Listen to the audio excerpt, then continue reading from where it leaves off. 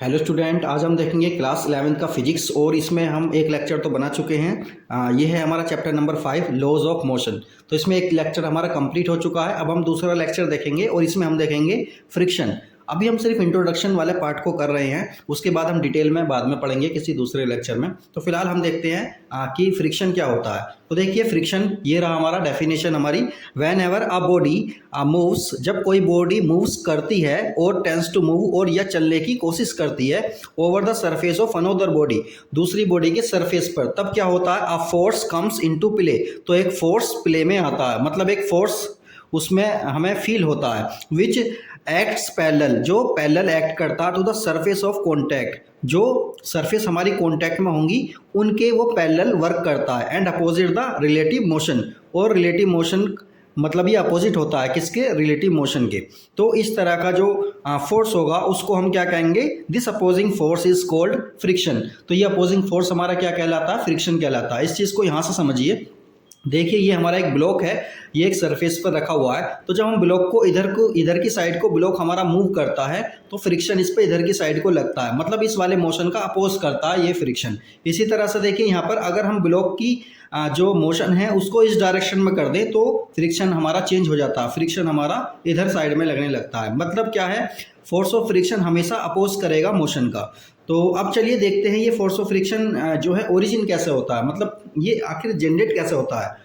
तो देखिए ध्यान से देखिए, कोई भी सरफेस हो वो पूरी तरह से 100% स्मूथ नहीं हो सकती। जब वो 100% स्मूथ नहीं हो सकती तो देखिए उसके अंदर इस तरह से हमारे ये जो है ये इरेगुलरिटीज सरफेस होते हैं, मतलब सरफेस में क्या होती हैं, इरेगुलरिटीज होती हैं। और ये जब इधर की साइड को खिसकता है तो ये इसमें फंस जाते हैं, और जब फंस जाएंगे तो देखिए इन्हें चलाने के लिए क्या होगा, फोर्स ज़्यादा लगाना पड़ेगा। इसी वजह से हमारा क्या होता है, फ्रिक्शन हमारा जनरेट हो जाता है। तो चलिए अब आगे देखते हैं हम, इनकी कुछ डेफिनेशंस है हमारी। तो देखिए डेफिनेशंस है हमारी static, limiting and kinetic friction. इन सब की हम डेफिनेशंस को देखेंगे और फिर आगे चलते हैं। तो सबसे पहले इसकी डेफिनेशन को हम देखेंगे, स्टैटिक फ्रिक्शन। देखिए स्टैटिक फ्रिक्शन क्या होता है, the force of friction which comes into play between two bodies before one body actually starts moving over the another body या other body is called static friction। इसका क्या मतलब है, जब कोई बॉडी चलने वाली होती है, मतलब चलने से पहले का जो उसमें फोर्स ऑफ फ्रिक्शन लगता है उसको बोलते हैं हम स्टैटिक फ्रिक्शन, और इसे Fs से रिप्रेजेंट करते हैं। तो ये वाला फोर्स ऑफ फ्रिक्शन कौन सा हुआ, बॉडी के चलने से पहले जो फ्रिक्शन लगता है उसे स्टैटिक फ्रिक्शन बोलते हैं, और इसे Fs से रिप्रेजेंट करते हैं। इसी तरह से देखिए लिमिटिंग फ्रिक्शन क्या होता है हमारा, limiting friction the maximum force of static friction which comes into play when a body just starts moving over the surface of another body is called limiting friction। मतलब ये वो फ्रिक्शन होता है जब बॉडी चलने ही वाली होती है तब इस पे एक फोर्स ऑफ फ्रिक्शन लगता है, इसे बोलते हैं हम maximum force of static friction या फिर लिमिटिंग फ्रिक्शन इसको हम बोलते हैं। इसी तरह से देखिए तीसरा वाला है हमारा काइनेटिक फ्रिक्शन और डायनामिक फ्रिक्शन, और इसे एफ के से रिप्रेजेंट करते हैं। ये कौन सा होता है, जब बॉडी हमारी चलना शुरू कर देती है, मतलब चल देती है, बॉडी मोशन में होती है, तब उस पर एक फोर्स ऑफ फ्रिक्शन लगता है, और वो फोर्स ऑफ फ्रिक्शन हमारा क्या कहलाता है, काइनेटिक फ्रिक्शन या फिर डायनामिक फ्रिक्शन, और इसे एफ के से रिप्रेजेंट करते हैं। तो चलिए एक चीज़ देख लेते हैं, ये वाला ग्राफ समझते हैं हम क्या है। तो ये वाला ग्राफ को ध्यान से देखिए, ये हमारा फ्रिक्शन है, ये है अप्लाइड फोर्स। जैसे ही हम फोर्स लगाते हैं तो स्टैटिक फ्रिक्शन हमारा बढ़ता चला जाता है, और इसकी भी एक लिमिट होती है, एक लिमिट तक ये बढ़ता है। उसके बाद देखिए क्या होता है, ये होता है हमारा लिमिटिंग फ्रिक्शन, मतलब force of friction, static friction की मैक्सिमम वैल्यू क्या कहलाती है, हमारी लिमिटिंग फ्रिक्शन कहलाती है। उसके बाद जब हमारी बॉडी चलना शुरू कर देती है तो जो स्टैटिक फ्रिक्शन होता है, फ्रिक्शन की वैल्यू थोड़ी सी कम हो जाती है, मतलब चलने के बाद जब मूव करती है बॉडी तो उस पर भी फ्रिक्शन लगता है, लेकिन उसकी वैल्यू मैक्सिमम फ्रिक्शन से कम होती है, और इसको हम क्या बोलते हैं, काइनेटिक फ्रिक्शन बोलते हैं। हमने देखा होगा जब हम किसी गाड़ी वगैरह में धक्का लगाते हैं तो जब गाड़ी जो है हमारी रेस्ट में है तो उस पर धक्का लगाना थोड़ा सा मुश्किल होता है, लेकिन जब वो चल देती है, मोशन में आ जाती है, तो उसको मूव कराना आसान होता है। इससे हम समझते हैं कि जो फोर्स ऑफ फ्रिक्शन होता है काइनेटिक वाला, वो कम होता है लिमिटिंग फ्रिक्शन से। तो चलिए अब हम क्या देखते हैं, लॉज ऑफ देखते हैं। हम देखते हैं क्या, laws of limiting friction. Laws of limiting friction, इसके लिमिटिंग फ्रिक्शन के कुछ लॉज होते हैं, उनको हम देखते हैं। तो फर्स्ट वाला क्या है, the limiting friction depends on the nature of the surfaces in contact and there state of polish.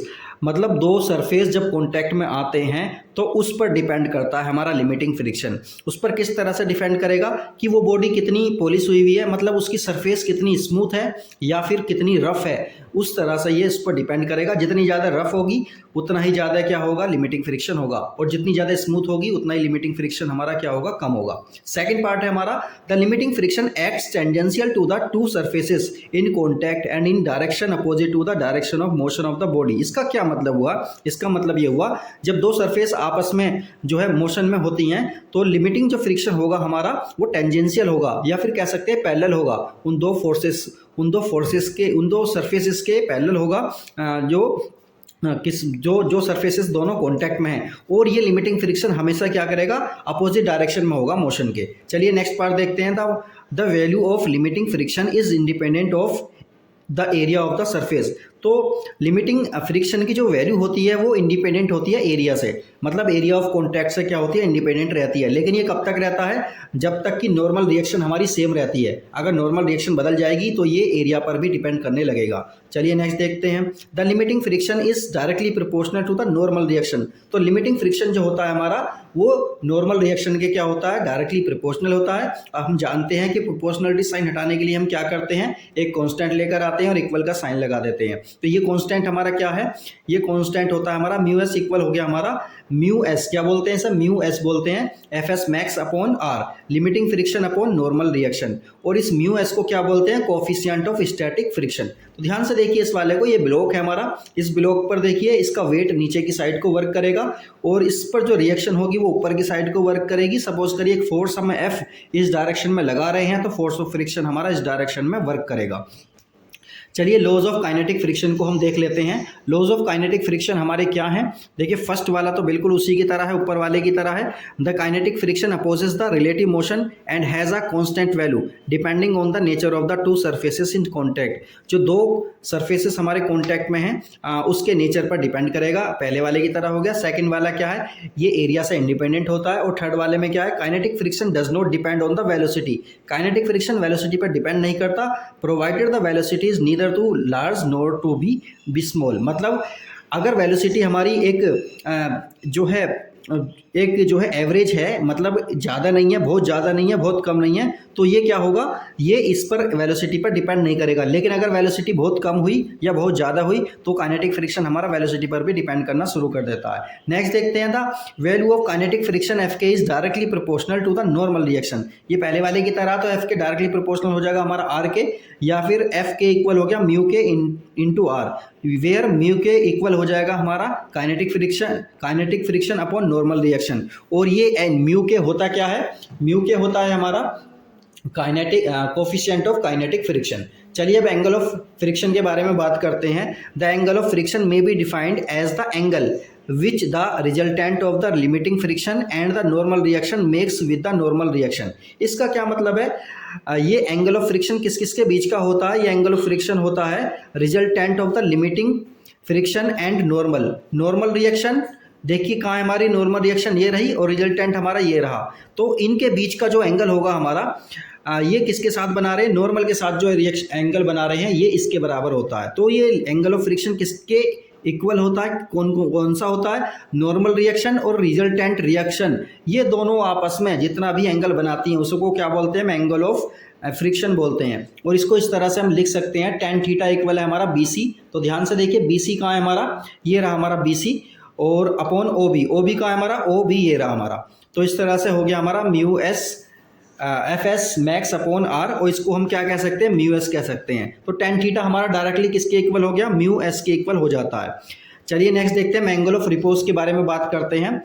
It is the minimum angle that an inclined plane makes with the horizontal when a body placed on it just begin to slide down. मतलब क्या है, देखिए ये हमारा क्या है, ये एक हमारा इंक्लाइंड प्लेन है, इस पर हमने एक बॉक्स रखा हुआ है। तो जैसे सपोज करिए ये हमारा हॉरिजॉन्टल रखा हुआ है, जब हम इसे धीरे धीरे उठाना शुरू करेंगे तो जैसे ही बॉक्स चलने वाला होता है तो चलने वाले तक जितना भी एंगल बनाता है हॉरिजॉन्टल से, ये वाला एंगल फाई हमारा क्या कहलाता है, एंगल ऑफ रिपोज कहलाता है। मतलब इसे मैक्सिमम हम कितना झुकाव इसका बना सकते हैं कि ये हमारा जो बॉडी है हमारी ना गिरे, उस वाले मैक्सिमम एंगल को क्या कहते हैं, हम फाई कहते हैं।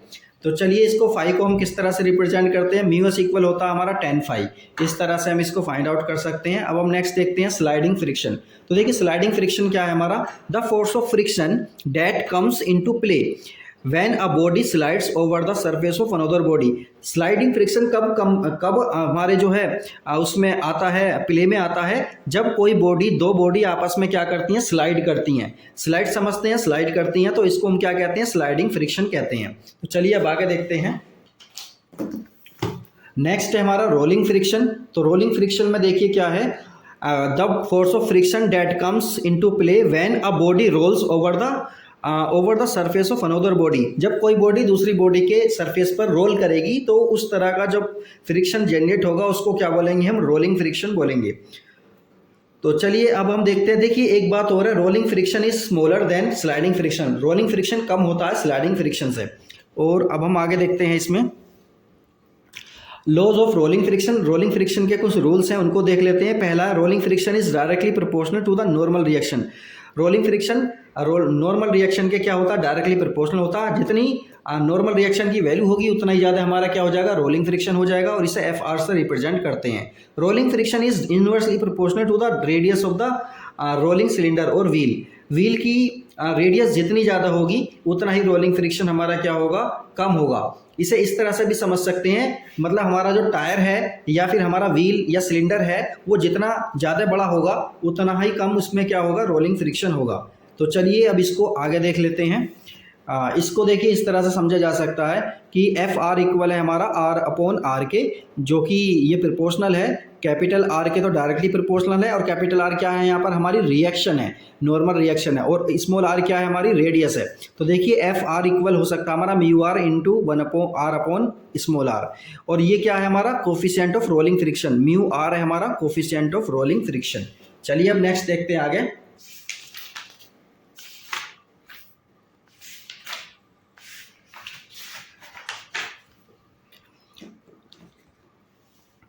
फ्रिक्शन के बारे में हम देखते हैं। Friction is necessity. Advantages of friction. Friction की क्या एडवांटेजेस हैं, मतलब फ्रिक्शन क्यों जरूरी है। It is due to the friction between the ground and the feet that we are able to walk. मतलब अगर फ्रिक्शन नहीं होगा ग्राउंड में तो हम चल नहीं पाएंगे, फिसल जाएंगे, स्लिप कर जाएंगे।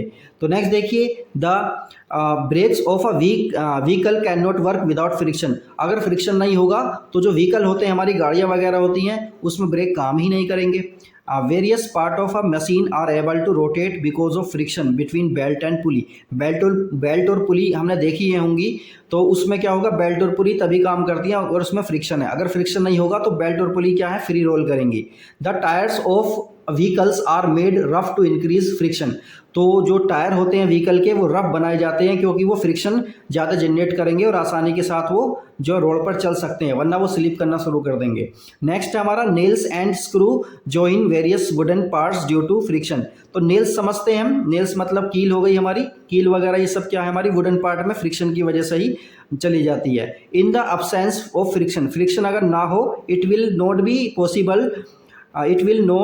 Possible to write on a paper with a pen और पेंसिल। अगर फ्रिक्शन ना हो तो हम पेन या पेंसिल से पेपर पर लिख नहीं सकते। चलिए अब इसकी एडवांटेजेस भी होती हैं तो कुछ डिसएडवांटेजेस भी होती हैं। तो डिसएडवांटेजेस को देखते हैं। Wear and tear of the machinery is due to friction. मतलब गाड़ियों के, व्हीकल के या मशीन के जो गियर वगैरह होते हैं वो जल्दी ही क्या हो जाते हैं, वियर एंड टियर यानी कि ख़राब हो जाते हैं जल्दी फ्रिक्शन की वजह से, इसलिए उन्हें नया बदलवाना पड़ता है। नेक्स्ट है, a large amount of power is wasted in overcoming friction. मतलब अगर फ्रिक्शन होता है तो गाड़ी की या किसी मशीन की हमारी एफिशिएंसी कम हो जाती है क्योंकि फ्रिक्शन को भी ओवरकम करना होता है।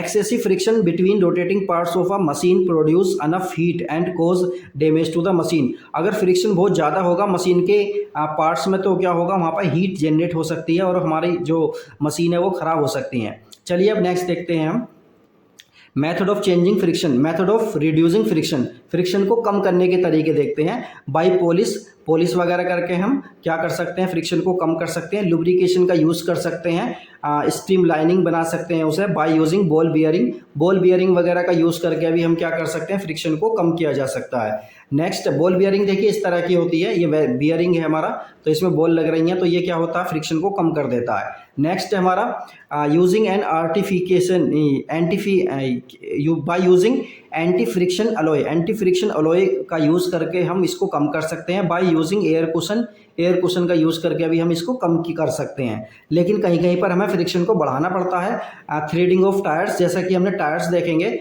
जब हमारे टायर्स घिस जाते हैं तो क्या होता है, वो स्लिप करना शुरू कर देते हैं और गाड़ी में इसमें नुकसान होता है, चल नहीं पाती। इसलिए क्या होता है, थ्रेडिंग बनाई जाती है टायर्स में। जितनी अच्छी थ्रेडिंग होगी उतना ही अच्छा क्या होगा, टायर होगा। Sand is throne on tracks over covered with snow, जब बर्फ़ वगैरह पड़ती है तो वहाँ पर क्या करते हैं, वहाँ पर सैंड वगैरह डाल देते हैं, जिससे कि फ्रिक्शन थोड़ा सा बढ़ जाए और गाड़ी हमारी स्लिप वगैरह ना करें। On a rainy day we throw some sand on the slippery ground, जब रेनी सीजन होता है तो बरसात के मौसम में क्या होता है, स्लिपिंग वगैरह ग्राउंड में ज़्यादा होने लगती है, तो वहाँ पर भी रेत वगैरह डाल दिया जाता है, जिससे कि क्या हो, हमारा फ्रिक्शन ज़्यादा हो जाए और हम आसानी के साथ चल सकें। तो ये हो गया हमारा। नेक्स्ट है हमारा सेंटीपीटल फोर्स क्या होता है, a force required to make a body move along a circular path, जब किसी बॉडी को हम सर्कुलर पाथ पर चलाते हैं तो वो एक फोर्स होता है जो हमेशा सेंटर की साइड को लगेगा उस पार्टिकल के, और वो उस मोशन को, जो कि सर्कुलर मोशन हो रहा है, उसको मेंटेन करके रखता है। तो इस तरह का जो फोर्स होता है उसे बोलते हैं हम सेंटीपीटल फोर्स बोलते हैं। तो देखिए इसको सेंटीपीटल फोर्स को इस तरह से देख सकते हैं। सपोज करिए हमारा पार्टिकल है इस पोजीशन पर है, तो इस पर सेंटीपीटल फोर्स इस डायरेक्शन में लगेगा और वेलोसिटी इस डायरेक्शन में लग रही है। इसी तरह से किसी भी पोजीशन पर देख लो, सेंटीपीटल फोर्स हमारा कहाँ लग रहा है, सेंटर की ओर को लग रहा है, तो इसको हम क्या बोलते हैं, सेंटीपीटल फोर्स बोलते हैं। और सेंटीपीटल फोर्स का फॉर्मूला क्या होता है हमारा, F equal m mass into centripetal acceleration. और सेंटीपीटल एक्सेलरेशन को हम दो तरह से लिख सकते हैं। F इक्वल हो गया हमारा mv²/r या फिर mr⍵², इसको लिखा जा सकता है। तो इस तरह से हमारा सेंटीपीटल फोर्स आसानी के साथ फाइंड आउट किया जा सकता है। चलिए नेक्स्ट देखते हैं हम, circular motion of a car on a level road पर हम क्या कर रहे हैं, एक टर्न ले रहे हैं। टर्न किस साइड को ले रहे हैं, लेफ्ट साइड को, राइट साइड को हम टर्न लेते हैं जब हम गाड़ी को चलाते हैं। तो देखिए उसमें हमारी वेलोसिटी मैक्सिमम कितनी हो कि हम आसानी के साथ उस टर्न को क्रॉस कर जाएं, वरना क्या होगा, हम स्लिप हो जाएंगे, हमारी गाड़ी कहाँ चली जाएगी, रोड से उतर जाएगी और हमें नुकसान हो सकता है। तो इसलिए हम इसमें फाइंड आउट करेंगे कि हमारी मैक्सिमम वेलोसिटी कितनी हो कि हम आसानी के साथ क्या करें, उस टर्न को क्रॉस कर जाएं। तो चलिए इसमें डायग्राम को समझ लेते हैं, फिर इसका फाइनली फॉर्मूला देखेंगे। तो देखिए हमारा ये गाड़ी है हमारी, इस गाड़ी में देखिए इसका mg नीचे की साइड को वर्क करेगा, गाड़ी का mg कहाँ वर्क करेगा, नीचे की साइड को वर्क करेगा। और देखिए ये टायर है हमारा, ये टायर हमारा, ये वाले दो टायर इधर वाले हो गए, इसका रिएक्शन ऊपर की साइड को वर्क करेगा R1, इसका रिएक्शन R2 ऊपर की साइड को वर्क करेगा। तो mg डायरेक्टली किसके बराबर हो गया, R1 + R2 के बराबर हो जाएगा। इसी तरह से देखिए गाड़ी जब इधर को फिसलेगी तो क्या होगा, इसमें देखिए फ्रिक्शन इधर इस डायरेक्शन में लगेगा, और इसी को हम चेक करेंगे। फाइनली हमारा फॉर्मूला आ जाता है इसमें, वी मैक्स इक्वल हो गया √μ/g, वेयर म्यू क्या है, म्यू एक जो है कोफिशिएंट है, फ्रिक्शन कांस्टेंट कोफिशिएंट है। आर क्या है, वो रेडियस है जिस रेडियस पे हमें टर्न लेना है, सर्कुलर टर्न लेना है। और जी क्या है, जी है एक्सीलरेशन ड्यू टू ग्रेविटी। अगर इन तीनों की वैल्यू को हमें पता है तो वी मैक्स हम आसानी के साथ निकाल सकते हैं, मतलब वो मैक्सिमम स्पीड जिससे हम टर्न को आसानी के साथ सेफली क्या कर सकते हैं, क्रॉस कर सकते हैं। नेक्स्ट है हमारा topic banking of the curved road. Banking of the curved road को देख लेते हैं। देखिए कहीं कहीं पे आपने देखा होगा, ज़्यादातर ऐसा होता है हाईवे पे, जब जहाँ एक शार्प टर्न होता है वहाँ पर क्या करते हैं, वो आउटर साइड्स को क्या करते हैं, थोड़ा सा उठा देते हैं। आउटर साइड को जब थोड़ा सा उठा देंगे, देखिए इस तरह से यहाँ पे उठा रखा है, ये वाला उठा रखा है इन्होंने रोड को, तो इससे क्या होता है, हम सेफली क्या करते हैं, हम आसानी के साथ टर्न ले सकते हैं। तो इसी चीज़ को पहले समझ लेते हैं। देखिए क्या है banking of the curved road, the system of raising the outer as of a curved road. Curved road की आउटर एज को थोड़ा सा उठाना, अबोव इट्स इनर एज से ज़्यादा उठाना, is called banking of the curved road. और इसी को क्या बोलते हैं, बैंकिंग बोलते हैं, banking of the curved road. The angle through which the outer edge of the curved road is raised above the inner edge is called the angle of banking. Angle of banking का क्या मतलब है, horizontal से ये वाला angle जो बनना है हमारा, इसी को क्या बोलते हैं, एंगल ऑफ बैंकिंग बोलते हैं। तो देखिए इसमें क्या क्या होगा, mg इसका नीचे की साइड को वर्क करेगा। इसी तरह से देखिए इसका जो रिएक्शन होगा, रिएक्शन तो इसका इस डायरेक्शन में होगा ना, क्योंकि सरफेस तो हमारी ये है, इसके परपेंडिकुलर हमारे रिएक्शन होगी। तो रिएक्शन के हमारे दो कंपोनेंट हो जाएंगे, आर कोस थीटा और आर साइन थीटा हो गया। इसी तरह से फोर्स ऑफ फ्रिक्शन हमारा नीचे की साइड को लगेगा, तो फोर्स ऑफ फ्रिक्शन को भी हम हॉरिजॉन्टली और वर्टिकली क्या कर देंगे, डिफाइन कर देंगे। तो ये हो गया एफ कोस थीटा, ये हो गया एफ साइन थीटा। तो सभी फोर्सेस को हम क्या करेंगे, इक्वल लिखेंगे और फाइनली हमारा फॉर्मूला आ जाता है ये वाला। तो इस फॉर्मूले को हम देखते हैं, v equal under root R G mu plus tan theta upon 1 minus mu tan theta. ये हमारा फाइनली आ जाता है और इसमें हम वेलोसिटी को फाइंड आउट कर लेते हैं कि कितनी वेलोसिटी हमारी होनी चाहिए। तो चलिए अब नेक्स्ट देखते हैं, bending of a cyclist. Bending of a cyclist का क्या मतलब है, जब कोई साइकिल चलाने वाला होता है और जब कोई एक शार्प टर्न आता है तो साइकिल वाला साइकिल को मोड़ता भी है और थोड़ा सा झुक भी जाता है। तो वो कितना मैक्सिमम झुके कि वो सेफली क्या करे, रोड को क्रॉस कर जाए। तो इसके लिए देखते हैं, सबसे पहले हम इसको देखते हैं। देखिए साइक्लिस्ट ने जो है वर्टिकल से थीटा एंगल पर क्या किया, झुकाव कर दिया है। तो इसका जो mg होगा सेंटर पर नीचे की साइड को लगेगा और जो है इसकी रिएक्शन जो होगी, रिएक्शन तो इसकी इस डायरेक्शन में लगेगी। इस रिएक्शन के हमने दो कंपोनेंट बना लिया, R cos theta R sine theta. इन्हीं सबको इक्वल करेंगे और इनको क्या करेंगे, दो फॉर्मूले बनाएंगे हम। देखिए हमने दो क्या बना लिए, दो रिएक्शन बना लिया, R sine theta M V square upon R, इसी तरह से R cos theta equal M G. तो दोनों को क्या करेंगे, हमने दोनों को हमने कर लिया है ये डिवाइड कर लिया, इक्वेशन 1 को 2 से डिवाइड कर लिया है। फाइनली हमारा क्या आ जाएगा, R sine theta upon R cos theta, R से आर कैंसिल हो रहा है, एम से एम कैंसिल हो रहा है। फाइनली आ गया टेन थीटा इक्वल आ गया V square upon R G, या थीटा की वैल्यू हम कह सकते हैं tan inverse V square upon R G. इस तरह से हमारा फाइनली क्या निकल जाएगा कि मैक्सिमम एंगल कितना हो वर्टिकल से, कि साइकिल जो सवार है हमारा साइकिलिस्ट वो आसानी के साथ रोड को क्रॉस कर जाए और गिरे ना। चलिए अब नेक्स्ट देखते हैं हम।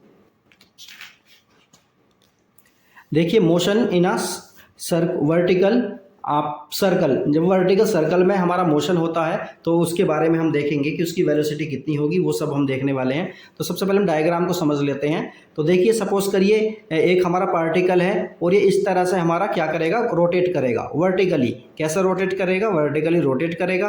तो हम यहाँ पर देखेंगे, सपोज करिए ये जो है हमारा, ये पूरी की पूरी रेडियस है हमारी आर और ये ओ है, ये एल लोअर पॉइंट है, ये पी कोई पॉइंट है हमारा जहाँ पर हमारा पार्टिकल किसी इंस्टेंट पर है, एच मतलब मैक्सिमम हाइट पर हमारा पार्टिकल है। तो देखिए सपोज करिए पार्टिकल हमारा यहाँ पी पॉइंट पर है, तो यहाँ पर इस पर एक टेंशन लगेगी, क्योंकि टेंशन क्या है, ये रस्सी है हमारी, कोई रस्सी से ये बंधा हुआ है, तो ये टेंशन इस साइड में लगेगी। और देखिए इसका जो वेट जो होगा इसका mg नीचे की साइड को वर्क करेगा। इस वेट के हमने क्या किया, दो कंपोनेंट लिख लिए, बना लिए। तो ये हो गया mg cos theta mg sine theta, और ये वेलोसिटी इसकी ऊपर की साइड को होगी। इसी तरह से फाइनली हमारा क्या बन गया, ये डायग्राम तैयार हो गया है। इसी के लिए देखिए हमारा जो वेलोसिटी होगी, वेलोसिटी इसकी हो जाएगी, किसी भी इंस्टेंट पर वेलोसिटी निकाल सकते हैं, under root V square minus 2gh।